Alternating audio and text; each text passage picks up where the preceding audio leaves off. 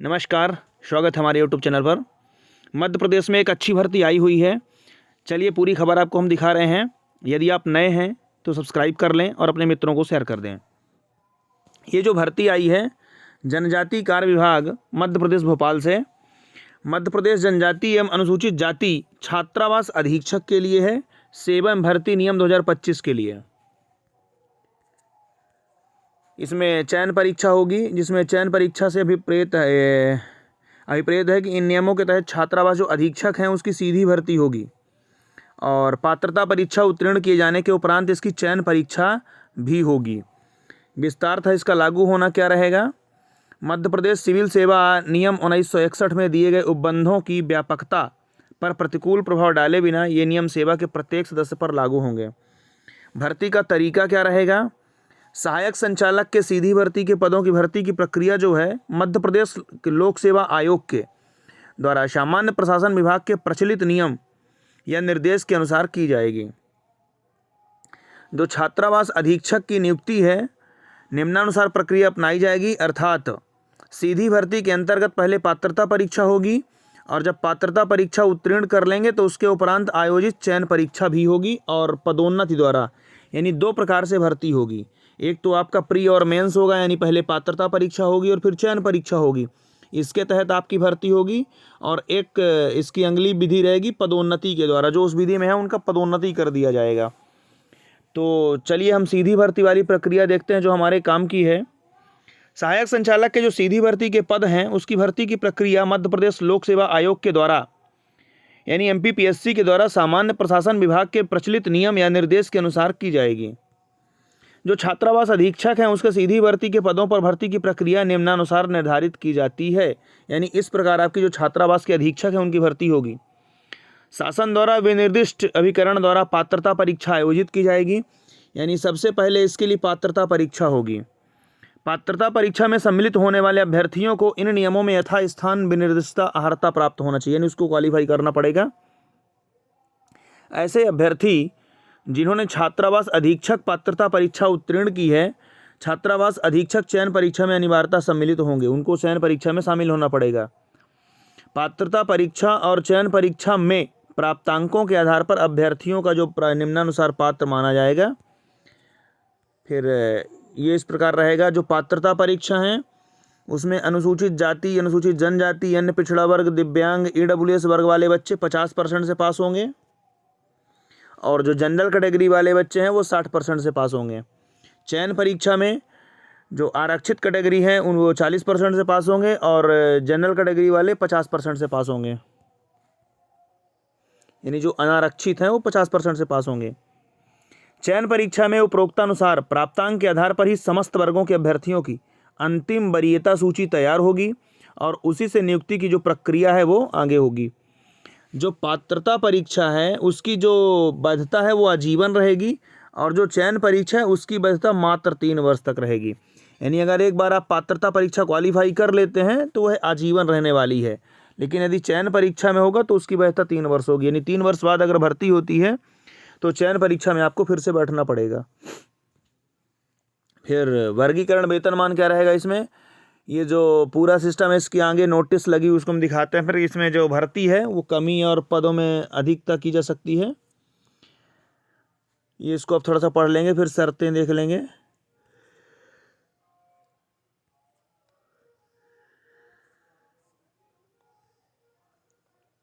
इनका थोड़ा सा देख लेंगे। जो अपर संचालक रहेंगे छात्रावास के लिए उनका पे स्केल इतना रहेगा और लेवल इनका 15 का रहेगा।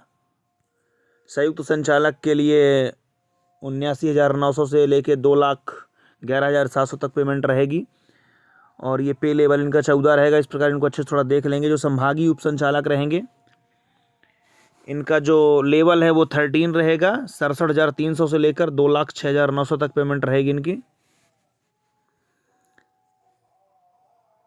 फिर ये सहायक संचालक छात्रावास के लिए इनको पूरा अच्छे से थोड़ा सा देख लेंगे एक बार, ये पेमेंट के लिए बताया हुआ है और प्लस पदों की संख्या भी दी हुई है। अपर संचालक के लिए 1 पोस्ट रहेगी, संयुक्त संचालक के लिए 2 पोस्ट रहेगी और संभागीय उप संचालक की 10 पोस्ट हैं। इसी प्रकार सहायक संचालक छात्रावास की 20 पोस्ट हैं और अतिरिक्त सहायक संचालक की ये 75 पोस्ट रहेंगी। और ये महाविद्यालयीन जो छात्रावास हैं उनकी 369 पोस्ट रहेंगी। और जो सीनियर छात्रावास हैं इसकी 2736 हैं। इसमें कौन कौन शामिल रहेंगे? कन्या शिक्षा परिसर रहेंगे, क्रीड़ा परिसर रहेगा, ज्ञानोदय विद्यालय रहेंगे, सीएम राइज विद्यालय रहेंगे और सीनियर उत्कृष्ट विद्यालय रहेंगे।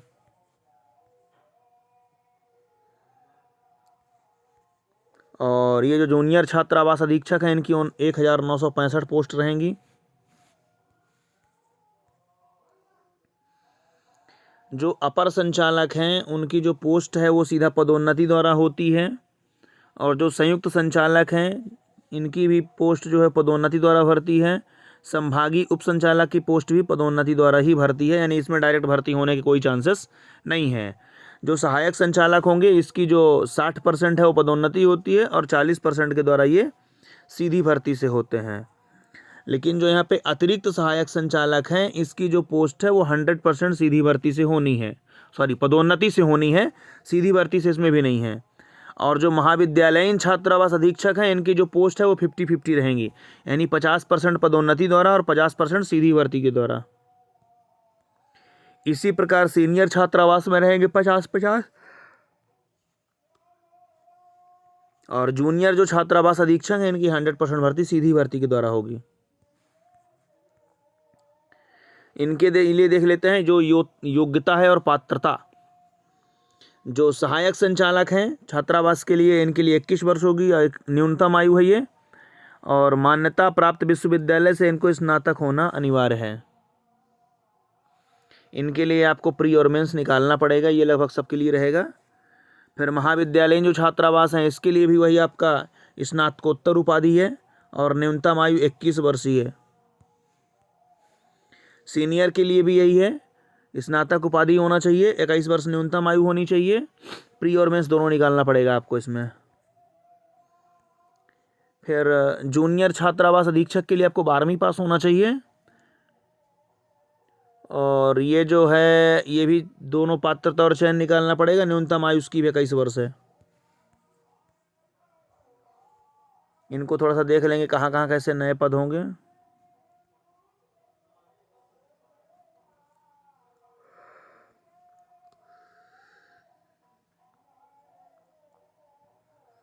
ये जो नए पद हैं इनको थोड़ा सा आराम से आप PDF डाउनलोड करके थोड़ा सा देख लेंगे। हम मेन चीज़ आपको दिखा देते हैं। ये पूरा पदों का बंटवारा है, कहाँ कहाँ कितने कितने पद जाएंगे।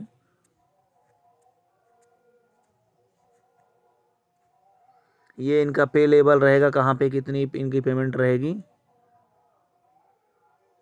एक अच्छी खासी सैलरी है, आप बढ़िया से तैयारी करें मन लगा के। और ये पहले पूरी PDF को अच्छे से देख लेंगे एक बार थोड़ा सा।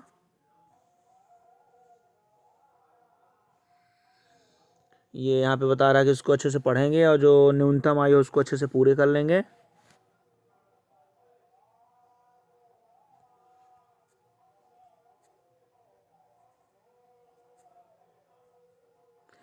ये सेवानिवृत्त के लिए दिया हुआ जो सैनिक है,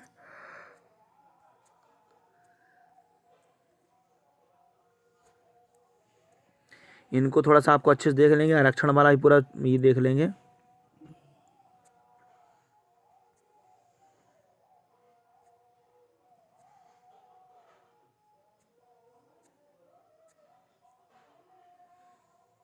ये सहायक संचालक के लिए जो परीक्षा अवधि है इसको देख लेंगे।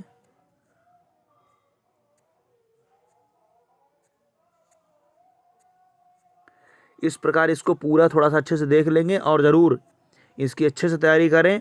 और एक ये अच्छी भर्ती है, अच्छी खासी सैलरी भी है।